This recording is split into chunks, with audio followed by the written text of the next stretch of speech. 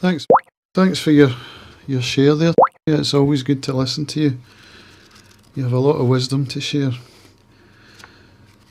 It was a nice reading, step 3. I think for me it's one of the bigger steps because it's the first of the action steps where you actually have to make a decision. And I like how the way it explains that without even having to have a belief in a higher power or anything like that, simply accepting your powerlessness and turning up to Alcoholics Anonymous for help with the alcoholism is part of step 3. I like the way it explains that in the book there. One of my fears for a newcomer coming into the rooms, and I'm fearful of this because I've seen it happen, is that people are put off because they think it's a religious organisation or a cult or what have I let myself in for here. And for me, when I first came in, I did have a belief in God. I'm not sure I would have called it God at the time. I did have a belief, and it's something I had pondered, mainly when drunk, if I'm honest. I can remember sitting in a pub with a guy when I was working abroad, explaining to him that I thought art, the expression of art, was a way of communicating with the source. I think I like to think of it as the source. And that philosophy started in drunkenness and it continued. I've actually got copies of emails that I wrote to my girlfriend at the time, who's now my wife, I'm pleased to say, when I was trying to explain it to her. And it's really cringeworthy to read because I was always drunk when I wrote stuff like that. And I don't like reading my own stuff when I'm drunk. I've got video footage of me drunk as well. I don't like to see that either. But I'm kind of glad it exists in a way because it's a record of who I was at that time. But that belief in art as a way of connecting to the source, it continued to evolve and it eventually became a belief in a higher power. And the way it explains here in this passage about, it's this passage here, well, it's actually in quotations, when it's a guy saying, yes, respecting alcohol, I guess I have to be dependent upon AA, but in all other matters, I must still maintain my independence. In other words, you come to AA, you get help with alcoholism, and then you forget about Alcoholics Anonymous as it relates to the rest of your life. And that's just a recipe for picking up a drink again. When I first came in, there was a period of, I was in that sort of raw state at the beginning because I was just off the back of a binge. I came into the rooms, I was welcomed, I was given a cup of tea and asked to sit down and just listen, which is what I did.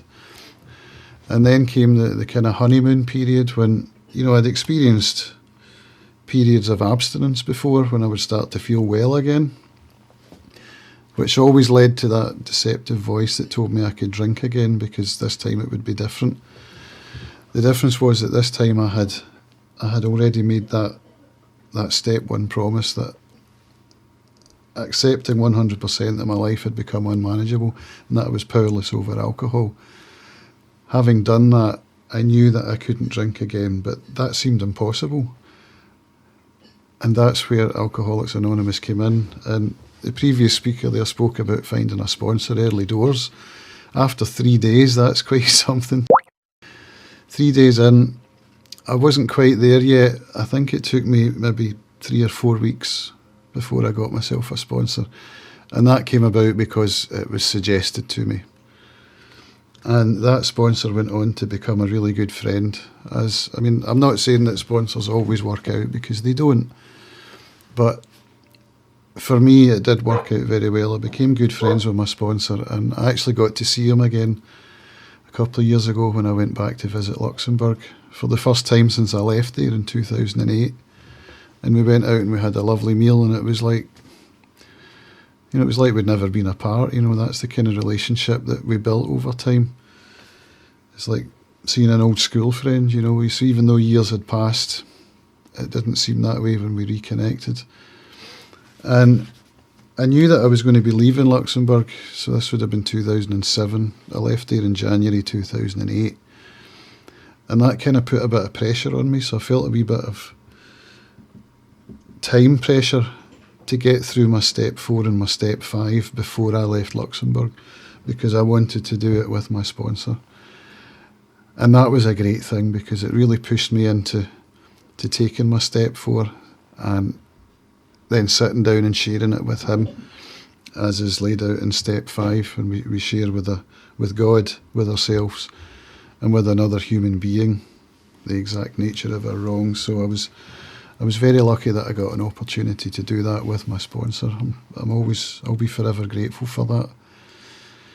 But as to the action of step 3, it's not that we have to turn our will and our lives over to a higher power, or to God, or to the source, or to the power within the group.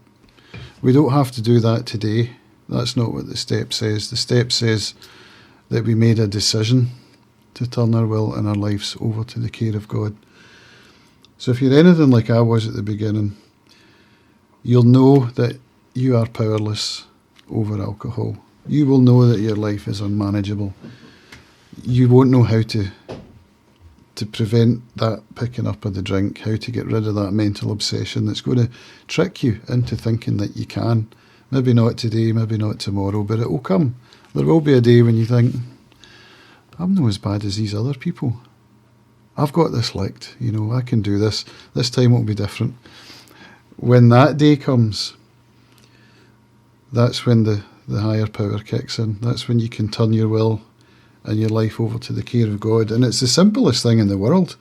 That little serenity prayer at the end, it's not exclusive to Alcoholics Anonymous. I've heard it in many places throughout my life. But in Alcoholics Anonymous, it has helped me incredible.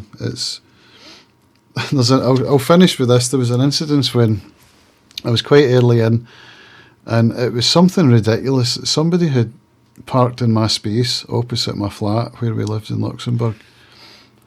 And that just sent me off into a downward spiral. It was like, how dare this person park in my space? Do they not know who I am? All of that bullshit, And that was when I started to use the serenity prayer, because I had heard that it worked. And so I started just repeating it over and over and over.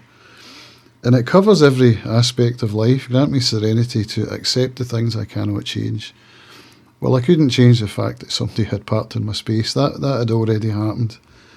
Courage to change the things I can. Well, what was I going to do? I was going to go and find whoever it was and give him a doing or whatever. No, I wasn't going to do that. And the wisdom to know the difference. And the more I said it, the more calm I started to feel. It was like a meditative mantra. And it really worked. And I was surprisingly surprised that it worked. And I remember telling my sponsor about it. I said, I used that serenity prayer and it works. And he just said, aye, I know. It's like, I wasn't telling him anything new. But it was a special moment for me that day. And the serenity prayer is something that we close all of our meetings with. You'll have heard at the end of yesterday's meeting we used it, and you'll hear it again when we close the meeting tonight. I dare say you'll hear it in every meeting that you attend to, which I hope will be many. And if you're ever struggling through your day and you can't get to the phone to talk to another alcoholic, remember that little prayer, because it might just help you. It might even save your life. So I'll leave it there. I'll thank you all for allowing me to share tonight and for your friendship and your example. Cheers.